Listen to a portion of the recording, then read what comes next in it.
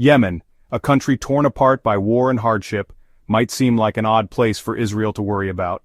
The ongoing conflict in Yemen has led to a humanitarian crisis, with millions of people displaced and in need of aid. The war has devastated the country's infrastructure, leaving its population struggling to survive amidst the chaos. Despite the distance, the situation in Yemen has significant implications for the broader Middle East, including Israel. But lately, this small country in the Middle East has become a bigger concern for Israel. The geopolitical dynamics in the region are complex, and the rise of new power players can shift the balance of power. Yemen's strategic location at the southern tip of the Arabian Peninsula makes it a key player in regional politics. Control over Yemen means control over the Bab el-Mandeb Strait, a crucial maritime choke point through which a significant portion of the world's oil shipments pass. The rise of the Houthis, a strong rebel group in Yemen, has made leaders in Tel Aviv nervous. The Houthis, who are backed by Iran, have gained significant ground in Yemen, controlling large swaths of territory, including the capital, Sana'a. Their influence extends beyond Yemen's borders, as they have launched missile and drone attacks on neighboring countries, including Saudi Arabia. This has raised alarms in Israel, which views Iran and its proxies as a major threat to its security. Even though Yemen is far away, the Houthis' growing power, their strong words, and their potential to change alliances in the region have put Yemen on Israel's watch list. The Houthis have openly expressed hostility towards Israel, and their alignment with Iran adds another layer of complexity to the regional power dynamics. Israel is concerned that the Houthis could serve as a conduit for Iranian influence, further destabilizing the region and posing a direct threat to Israeli interests. This video will explore why Israel sees Yemen, and especially the Houthis, as a serious threat. We will delve into the historical context of the Yemen conflict, the rise of the Houthis, and their connections to Iran. We will also examine the strategic importance of Yemen in the broader Middle East, and how the conflict there impacts regional stability. By understanding these dynamics, we can better appreciate why Israel is closely monitoring the situation in Yemen. The distance between Yemen and Israel might make it seem like there's no direct danger. However, in the interconnected world of Middle Eastern politics, distance is often less important than alliances and influence. The Houthis' ability to strike targets far from their base in Yemen demonstrates their reach and the potential threat they pose. Israel is particularly wary of the possibility that the Houthis could acquire more advanced weaponry from Iran, increasing their capability to project power across the region. But, because countries in the Middle East are so connected, what happens in one place can quickly affect places far away. The alliances and rivalries in the region create a complex web of interactions, where the actions of one group can have ripple effects across multiple countries. The Houthis' actions in Yemen are not isolated, they are part of a broader struggle for influence involving regional powers like Saudi Arabia, Iran, and Israel. This interconnectedness means that instability in Yemen can have far-reaching consequences. The fighting in Yemen therefore has consequences that reach far beyond its borders, changing the stability of the region and the balance of power. The humanitarian crisis in Yemen is a tragedy in its own right, but it also has geopolitical implications. The conflict has drawn in regional and international powers, each with their own interests and agendas. For Israel, the rise of the Houthis and their alignment with Iran represents a significant security challenge. As we explore these issues, we will see how the shadow of Yemen looms large over Israel and the broader Middle East. To understand why Israel is worried about Yemen, we need to understand the Houthis. This group has become a significant player in the region, and their actions have far-reaching implications. The Houthis, officially known as Ansar Allah, have a complex history and a deep-rooted ideology that drives their actions. Their rise to power and influence is not just a local issue but a regional one that affects the balance of power in the Middle East. Officially called Ansar Allah, or Supporters of God, this group belongs to the Zaydiya branch of Shia Islam. The Zaydiya Shia Muslims have a distinct set of beliefs and practices that set them apart from other Shia groups. This religious identity is a core part of the Houthis' ideology and has been a rallying point for their supporters. The Houthis have used their religious identity to mobilize support and justify their actions, portraying themselves as defenders of their faith and community. The Houthis have long felt pushed aside in Yemen, facing unfair treatment and being kept out of power. This sense of marginalization has been a driving force behind their movement. Yemen is a country with deep-seated social and economic inequalities, and the Houthis have tapped into the frustrations of those who feel left behind. They have positioned themselves as champions of the marginalized, promising to address the injustices and bring about a more equitable society. This feeling of injustice led to their growth as a strong fighting force, challenging the Yemeni government and eventually taking over the capital, Sana'a, in 2014.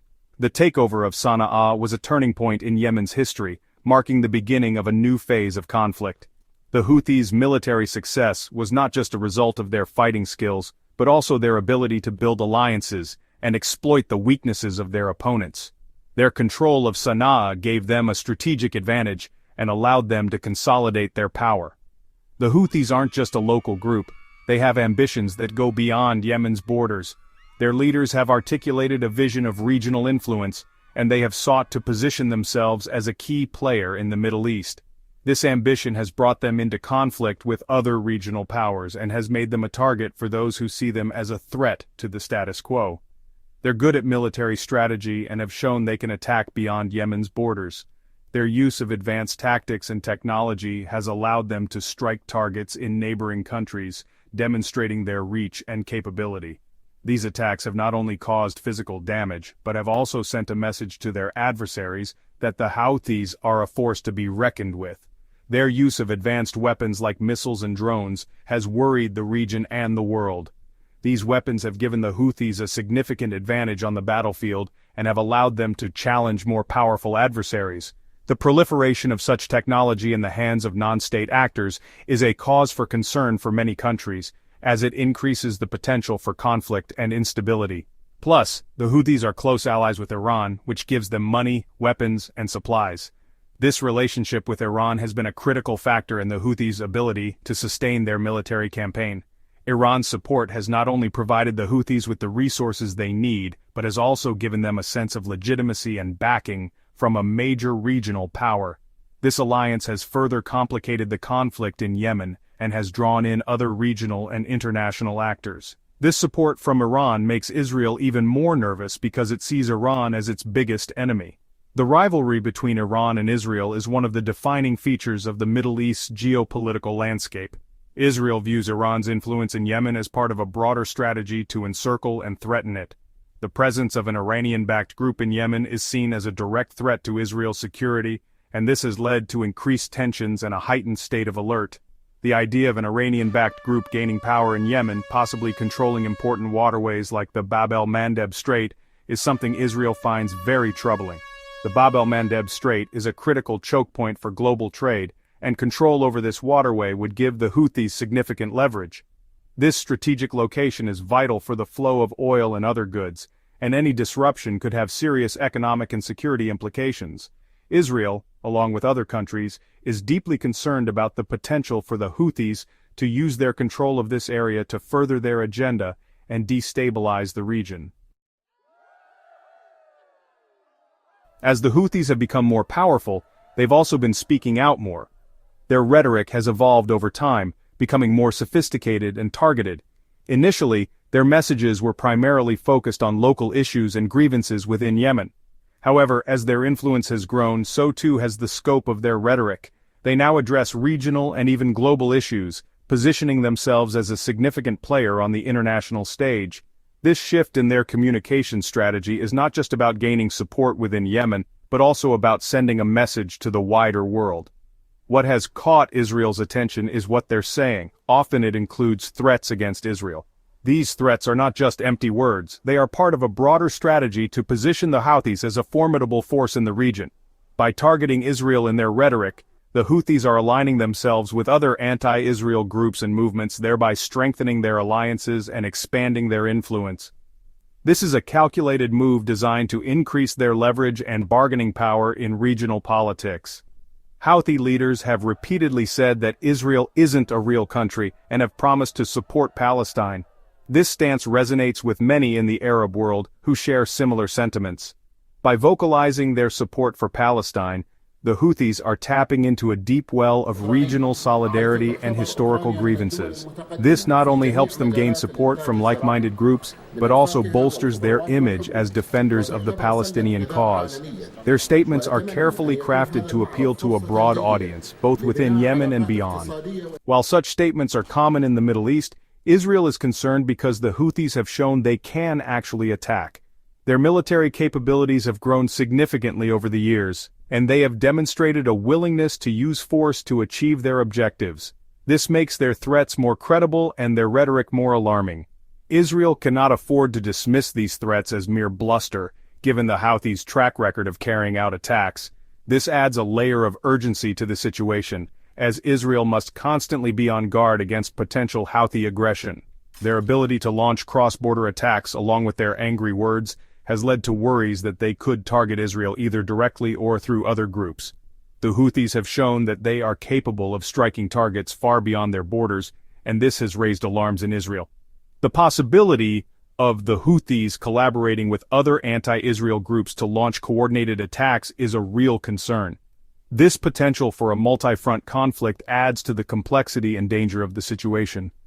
Israel must consider not only the direct threat from the Houthis, but also the broader network of alliances and enmities in the region.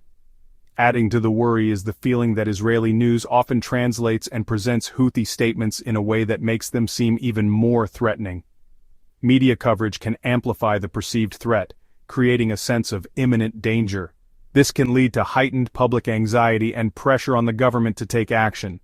The way in which Houthi rhetoric is reported and interpreted can have a significant impact on public perception and policy decisions. It is a delicate balance between informing the public and not inciting unnecessary panic. This can make things worse, where increased fear in Israel leads to more tension and a greater chance of mistakes or escalating the situation. The cycle of fear and tension can create a volatile environment where the risk of miscalculation is high. In such a charged atmosphere, even a small incident can quickly escalate into a larger conflict. It is crucial for both sides to manage their rhetoric and actions carefully to avoid unintended consequences. The stakes are high, and the potential for escalation is ever present, making it imperative to approach the situation with caution and a clear understanding of the broader implications. The Houthis aren't just making threats, they're also trying to make friends and get support for their cause, especially from other Muslim countries. One country they've focused on is Turkey. Houthi leaders have publicly asked Turkey, a powerful country with a strong Muslim identity, to do more to support Palestine and stand up to Israel. They've said that the conflict in Yemen is part of a bigger fight against oppression, urging Turkey to act like the important Muslim nation it is. This appeal to Turkey is important for a few reasons. First, it shows that the Houthis understand the politics of the region and can use religious and political feelings to get what they want. Second, it puts Turkey in a tough spot. Turkey has generally been friendly with Israel, but it has also criticized Israel's actions toward the Palestinians. The Houthis' requests have put Turkey in a difficult position.